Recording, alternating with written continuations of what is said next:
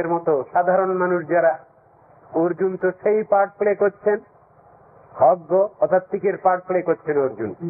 অর্জুন প্রশ্ন করে বসলেন, তুমি তো সেই দিন জন্মেছ ঠাকুর, আর বিবর্তন সূর্যদেব তো কতকাল ধরে আছেন, আবহমান কাল ধরে আছেন, তুমি সূর্যদেবকে উপদেশ করেছো, এটা আমি কি করে মানতে পারি? আমার পক্ষে এটা তো মেনে নেওয়া উচিত হচ্ছে না, তুমি বুঝিয়ে দাও। বদ্ধ জীব তো আমরা, তা আমাদের পার্ট প্লে করছেন তো অর্জুন। তিনি তো সর্বজ্ঞ, ভক্ত সর্বজ্ঞ, ভূত ভবিষ্যৎ সবই তার জানা আছে। তো জেনে শুনেও তিনি প্রশ্ন না করলে তো উত্তর আসবে না, তত্ত্বদর্শন বেরিয়ে আসবে না। সেই জন্যই তার ওই ব্যাপার।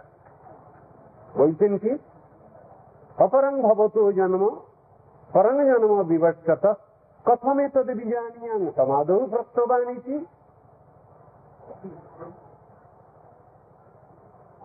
বহুকাল ধরে রয়েছেন বিবর্ষণ সূর্যদেব, সে মানবতার আমল, আমরা গল্প করি। তুমি তো সেদিন, তুমি কি করে উপদেশ করতে পারো এটাকে আমি কি করে বিশ্বাস করব?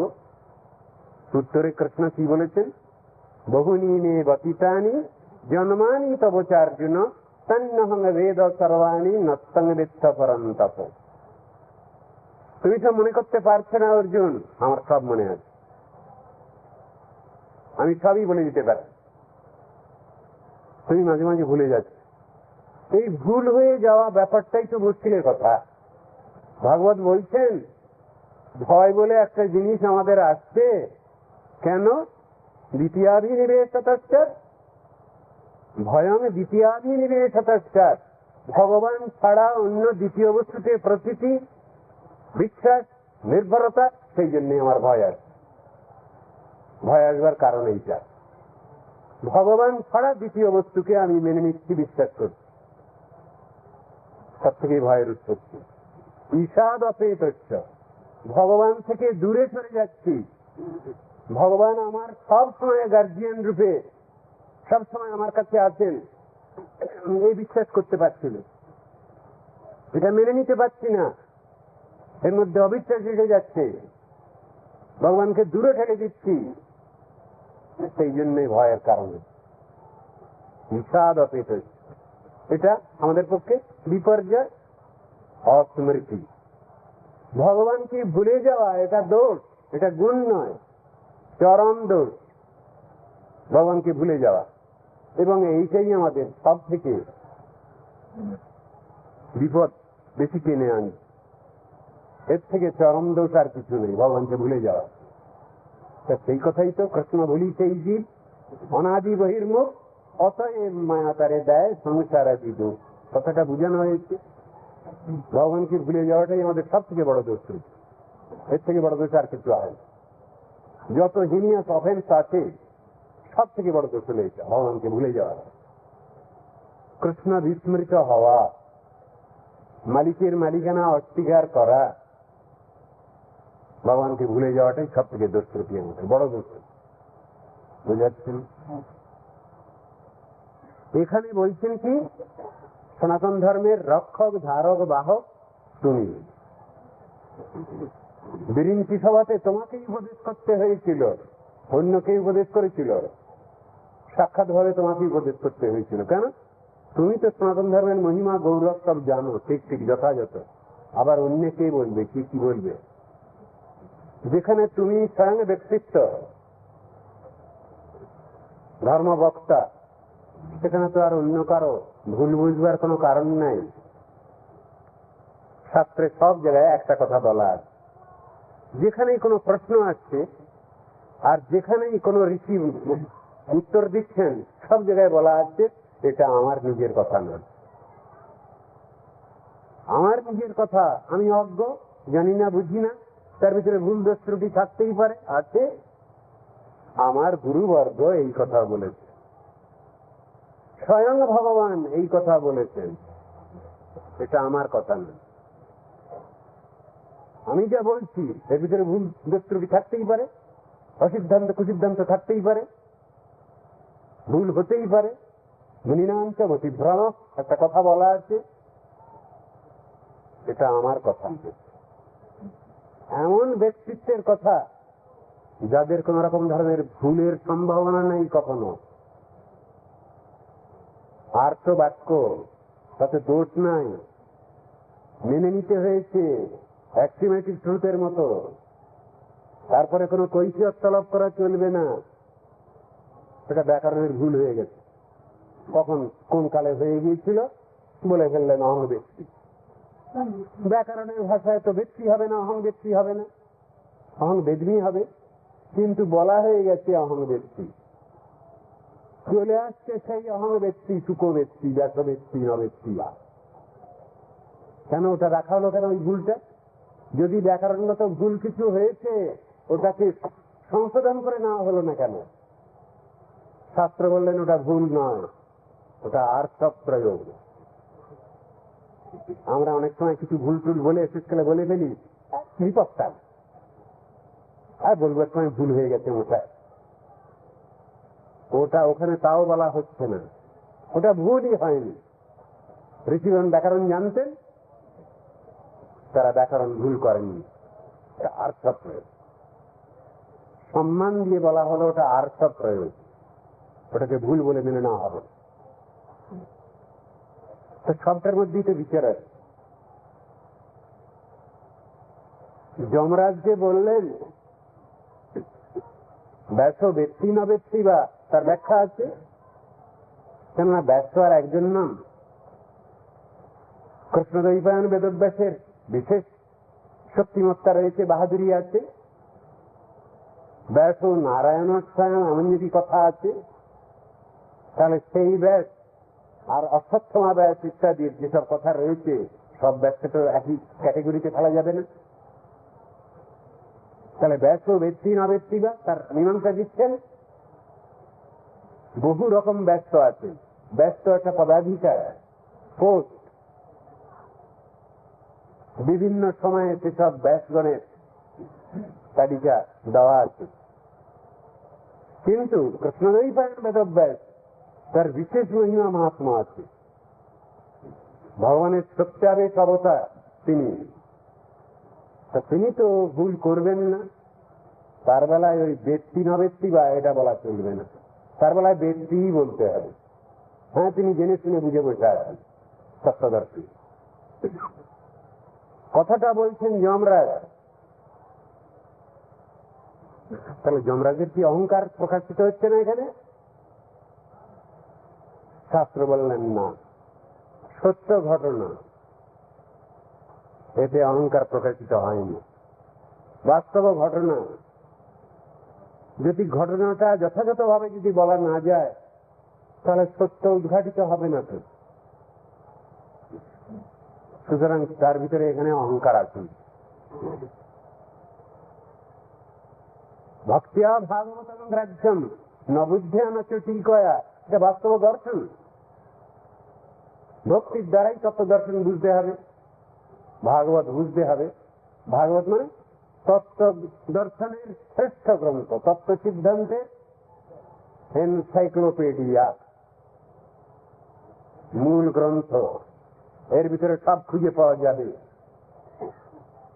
অনন্ত বিশ্বে, অনন্ত জগতে যত প্রশ্ন আছে, যত সংশয় আছে, যত সন্দেহ আছে, সবটার উত্তর এর মধ্যে দেওয়া আছে, সুন্দর যুক্তি সহকারে।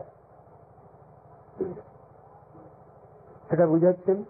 তো এখানে বলছেন, হে মধুসূদন, হে প্রভু, ধর্মের কর্তা বক্তা পালকরূপী আপনি এই পৃথিবী পরিত্যাগ করলে কেউই এই ধর্মের ব্যাখ্যা করতে সমর্থ হবেন না, হন নাই। সুতরাং ভগবানের ঘাড়ে গিয়েই পড়ুন, ঠাকুর তুমি বলো, তুমি ব্যাখ্যা না দিলে তোমার জিনিস তুমি ঠিক ব্যাখ্যা দিতে পারবে। এমনি কথা আছে, কোন গ্রন্থ লিখেছেন, অরিজিনাল টেক্সট গ্রন্থ, তার ব্যাখ্যা যিনি গ্রন্থ লিখেছেন তিনি যদি তার ব্যাখ্যাটা দেন, টিকাভাষ্য করেন, তাহলে যেমন সর্বাঙ্গ সুন্দর হয়, বুঝতে খুব সহজসাধ্য হয়, অপরে করলে ততটা ঠিক সুবিধা হয়। কেন না, তার লেখকের আশয়, সে গ্রন্থকারের আশয় সবাই তো সমানভাবে বুঝতে পারছেন না। ভক্তিবাদী গ্রন্থ, ভক্তি প্রকাশক গ্রন্থ যদি কোনো ভক্তিবাদী যদি ব্যাখ্যা দেন, মোটামুটি মিল থাকবে, কিন্তু সেখানেও তো গ্রেডেশন আছে। তত্ত্ব বিচারের মধ্যে সবাই তো বিচারধারাটা সমান হবে না। তার ভিতরে কেউ যদি হন সেখানে ঐশ্বর্যপর বিচারপুষ্ট যদি হন, তিনি সেইভাবে ব্যাখ্যাটা দিয়ে যাবেন। যদি কেউ মাধুর্য রসময় বিগ্রহের যদি আরাধক হন, তাহলে তার ব্যাখ্যা একরকম হয়ে যাবে। বাৎসল্য স্নেহে পরিপুষ্ট কোন ব্যক্তি তিনি যদি টিকাভাষ্য লেখেন, তাহলে সেই রকম ধর্মের হবে সেটা। সেখানেও তো কিছু গ্রেডেশন আছে। এহ হয় আগে কহ, আর তার মধ্যে এসে যাবে এহ বাধ্য, তা বলছেন না, এহ হয় বলছেন। সেখানে ভক্তির কথা যেখানে আসছে গ্রেডেশন, দেখতে চক্ষ বাৎসল্য মধুর চরম কথা সেখানে আসছে। সুতরাং সেখানে কিছু পার্থক্য বিচার হয়েছে, এটাও বুঝতে হবে। সবটা এক হয়ে যাচ্ছে না। আমরা নির্বিশেষবাদী মায়াবাদী হয়ে যাব না তো। ব্রহ্মবাদী ক্লীব ব্রহ্মের উপাসক যারা, তাদের কাছে সবই সমান। যদিও সব সমান তারা ব্যাখ্যা করতে পারেন না, পারবেন না, তথাপি কথাটা তারা বলেন। সর্বং খল্লিদং ব্রহ্ম কথাটা বলে তারা বুঝাতে চান কি, আমরা মোটায় সাম্যবাদী, আমরা সকলকে মোটায় সমান দেখি। কিন্তু না, তার নিজের পয়েন্টে তিনি কিন্তু ঠিক পার্টিকুলার, তিনি নিজে বেশি বাহাদুর। এই কথাটা প্রমাণ করবার জন্যই তিনি সর্বং খল্লিদং ব্রহ্ম কথাটা উচ্চারণ করছেন। তিনি সকলকে সমান ভাবে নিয়ে সমান সম্মান দিয়ে চলবার চেষ্টা করছেন। কথাটা তাই, মুখে বললে হচ্ছে না সেটা। তিনি সাম্যবাদী, এটা তিনি নিজে প্রমাণ করতে পারেন না। কেন? গুরু মহারাজ বলতেন, বলে দেখো ওরা নিজেরা ব্রহ্ম ব্রহ্ম করছে, কিন্তু যখনই তুমি ওর প্রতিবাদ করবে তখনই ফোর্স করে উঠছে। তাহলে আপনিও যখন ব্রহ্ম, আমিও যখন ব্রহ্ম, আমরা যত বসে আছি সবাই ব্রহ্ম, রাগ করবার কি আছে, মানবীমানের কি আছে? যখন সবাই মিলে আমরা ব্রহ্ম, যুক্তির কথা, তখন তো আর রাগ করবার মানবীমানের কোন ক্ষেত্র নেই। আর সবাই তো বুধ হয়ে বসে আছে, তার কিছু বলবারই নেই। বিচার এগুলো। হে প্রভু, আমাদের মানবগণের মধ্যে যারা যে প্রকারে ভবদীয় ভক্তিরূপ ধর্ম বিহিত হয়েছে, তা আমার নিকট সেই প্রকারেই কীর্তন করুন। কথাটা অ্যাজ ইট ইজ, এই কথাটা খুব আলোচনা হচ্ছে আজকাল এই কথাটা নিয়ে। Gita as it is, Shrimad Bhagavat as it is, কথাটা এই অ্যাজ ইট ইজ এর মধ্যে কিন্তু একটা দর্শন আছে। কেন না, এটার ভিতরে কোন রকমের কনকশন, ফ্যাব্রিকেশন আসেনি, কল্পনার তুলি গুলানো হয়নি। এর মধ্যে যা আছে ইনট্যাক্ট, সেইটাই বলা হচ্ছে। অ্যাজ ইট ইজ এর অর্থ হলো তাই। তত্ত্ব দর্শনকে নিয়ে আমি কোনো গন্ডগোল করি নাই। ভগবান যা বলতে চেয়েছেন আমি সেই জিনিসটাই বুঝাতে চেয়েছি, তার অপব্যাখ্যা দেওয়া হয়নি, সেই জিনিসটা বোঝানো হচ্ছে ওখানে। সাধারণত হয় কি, আজকাল মৌলিক যত গ্রন্থগুলো আছে অরিজিনাল টেক্সট, সেগুলোর ব্যাখ্যা দিতে গেলে উল্টো পাল্টা হয়ে যাচ্ছে। বিভিন্ন লোকের রুচি অনুসারে, তাদের অধিকার অনুসারে। একজন কর্মী, তিনি কর্মের দিকে টেনে নিয়ে ব্যাখ্যা দিলেন। একজন নির্বিশেষবাদী, তিনি নির্বিশেষ জ্ঞানের কথাই তার ভিতরে ব্যাখ্যা দিয়ে গেলেন। একজন যোগী, তিনি তার থেকে যোগের কথাগুলো টেনে নিয়ে তার ব্যাখ্যা দিয়ে গেলেন। একজন ভক্ত, তিনি ভক্তিপর ব্যাখ্যা দিলেন। কিন্তু সব জিনিসটা বিচার করে শ্রেষ্ঠ যে বস্তু, সেটাকে তো মেনে নিতেই হবে। কেন? তরতম আছে সবটার মধ্যে। বিচার করিলে চিত্তে পাবে চমৎকার, সিদ্ধান্ত বলিয়া চিত্তে না করো অলস, যা হইতে কৃষ্ণে লাগে সুদৃঢ় মানব। আবার বলছেন কি, চৈতন্য চন্দ্রের দয়া করহ বিচার, বিচার করিলে চিত্তে পাবে চমৎকার। তা বিচারটা তো করতে হবে আমাদের। যদি আমরা বিচার না করি তাহলে তরতমটা বুঝবো কি করে? ওটাও আমাদের বিচারের মধ্যে রাখতে হবে। ইহ হয় থেকে তত্ত্ব দর্শন শুরু হলো, তারপরে আগে কহবার আগে কহবার। তো যে পর্যন্ত ইহ হয় বলে স্বীকৃতি নেই সে পর্যন্ত ওটা তত্ত্ব দর্শনের সাধারণ দিক, একটা প্রাকৃত দিক, জড় দিক, সেটাই তো ব্যাখ্যা করা হয়। এখানে উদ্ধব তাই জানতে চাইছে, সনাতন ধর্মের সমস্ত দিকটা বিস্তৃত ভাবে কৃষ্ণের কাছে জানতে চাচ্ছে। শ্রী শুক উবাচ ইত্থম সবৃত্ত মুখ্যেন পৃচ্ছস্য ভগবান হরি পৃথক সেবায় মত্তান ধর্মান আহ সনাতনান। সুখদেব বলছেন, ভগবান কৃষ্ণ প্রিয় পরম ভক্ত উদ্ধব কর্তৃক এইরূপে জিজ্ঞাসিত হয়ে প্রীতি সহকারে মর্তজীবের হিতার্থ সনাতন ভাগবত ধর্ম বর্ণন করলেন, করতে আরম্ভ করলেন।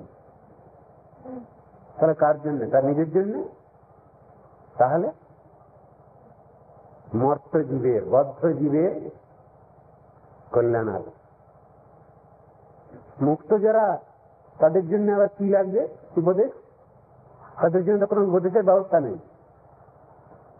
আর কথা হচ্ছিল ওখানে একটা পয়েন্ট, যারা মুক্ত হয়ে গেলেন তাদের তো আর কিছু দরকার নেই, তাদের তো সব হয়ে গেছে। কিন্তু যিনি বা যারা মুক্ত, তারা যদি এই কথাটা বিবেচনা করে, যারা যদি চুপ করে থাকেন, তাহলে তারা মুক্ত এটা প্রমাণিত হবে কিনা? হবে না। তিনি বা তারা মুক্ত এটা প্রমাণিত হবে যখন অনর্গল ভাবে তারা ভগবানের গুণলীলা মহিমা, নাম রূপ গুণ লীলা কথা বর্ণনা করে যাবেন, তখন বুঝতে হবে যে উনি মুক্ত। তার আগে পর্যন্ত নয়। যদি তিনি ভূত হয়ে বসে যান তাহলে বুঝতে হবে তার মুক্ত দশা আছে। তাহলে তিনি কোন মুক্তি পেয়েছেন? যে মুক্তির অপর নাম হলো মোহনী বাবা। তিনি আমার গুরুদেব মোহনী বাবা। এটা মহিমা মাহাত্ম্য প্রকাশ থেকে যেন আরো উপরে। কেন? মৌলিকটাই সেখানে হলো ভক্তের লক্ষণ হয়ে গেছে। আর শাস্ত্রের ব্যাখ্যা কি পাওয়া যাচ্ছে? কে মৌনি?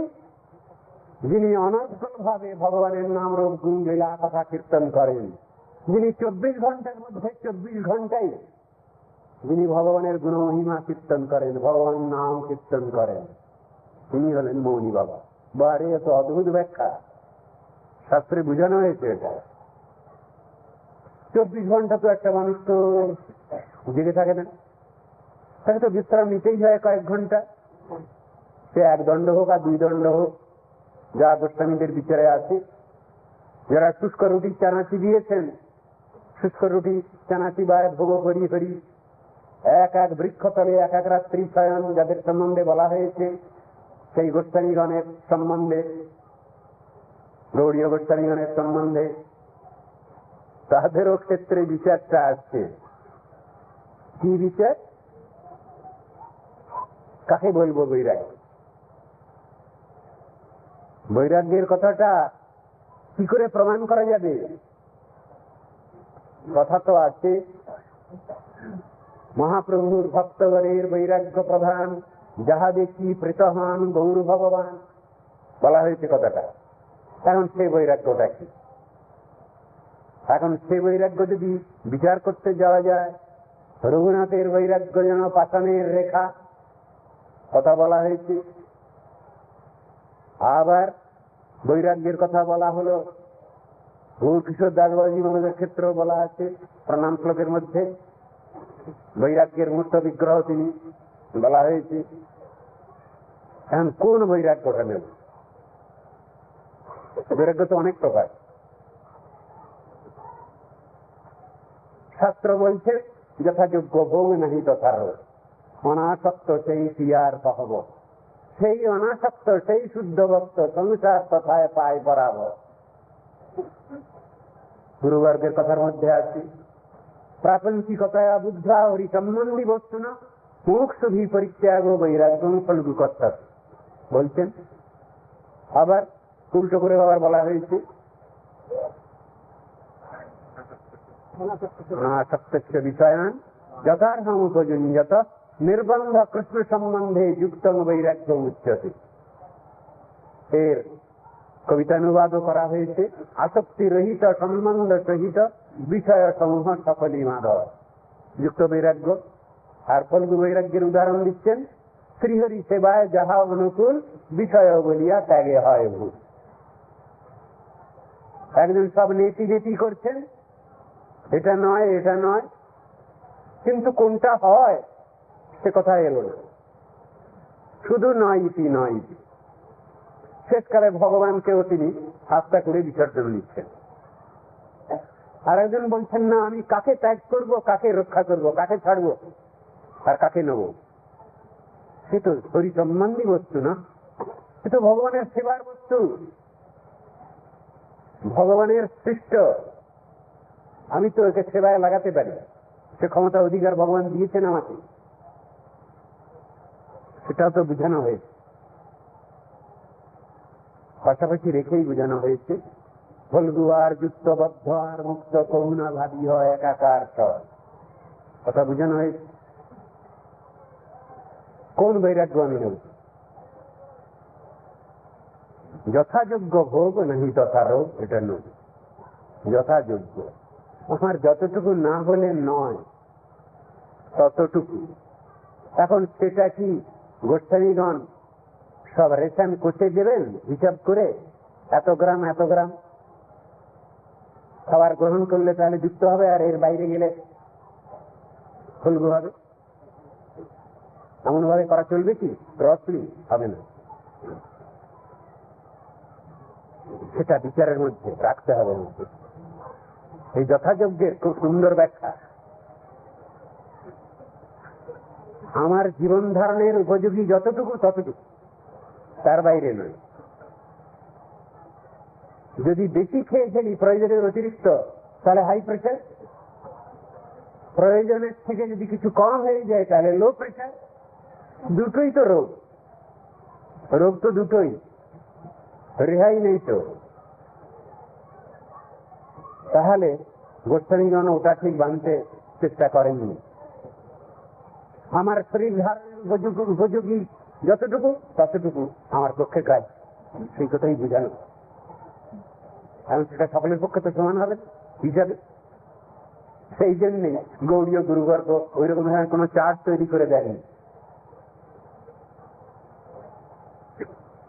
বৈরাগ্য সেখানে একটা অন্য জিনিসকে লক্ষ্য করে।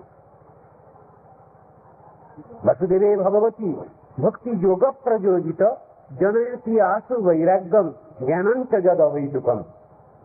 তাহলে ভগবানের যে ভক্তিযোগ বিধান করব, জ্ঞান বৈরাগ্য কথা দুটো এসেছে। আবার বহু ব্যক্তি বলছেন, হ্যাঁ জ্ঞান বৈরাগ্য ওটা এও ভক্তিরই অঙ্গ। চৈতন্য চরিতামৃতকার অন্তত এটা স্বীকার করলেন না। তিনি বলছেন জ্ঞান বৈরাগ্যাদি কবু নয় ভক্তির অঙ্গ। বলছেন এটা হলে ওটা, সেই কথা বলছেন, কিন্তু অঙ্গ না। বুঝাচ্ছে? তাহলে বৈরাগ্যটা আসবে আমার সাধন ভজনের উপযোগী অবস্থা, তাকে বৈরাগ্য। বৈরাগ্য করলে আমার ভক্তি আসবে এমন কথা না। আমি জ্ঞান যখন আহরণ করতে পারছি, জ্ঞানে প্রতিষ্ঠিত হতে পারছি, তখন আমার ভক্তি আসবে এমন কথা না। তাহলে কি না, ভক্তি তো সাধি না। ভক্তির যে বৃত্তির কথা বলা হয়েছে, কত রকমের ক্লেশগ্নি, শুভদা, মুক্তদা, লঘুতাকৃত, সন্দানন্দ, বিশেষাত্মা, শ্রীকৃষ্ণা, কর্তনীচা, এই যে 6 রকম লক্ষণ রয়েছে ওর মধ্যে, তাহলে সেখানে দেখা যাচ্ছে ভক্তি তো কারো অপেক্ষা রাখছেন। ভক্তি মহাদেবী পরম নিরপেক্ষা, সেই কথাই বলা হয়েছে, তিনি কারো অপেক্ষা রাখছেন না। যদি এই হয়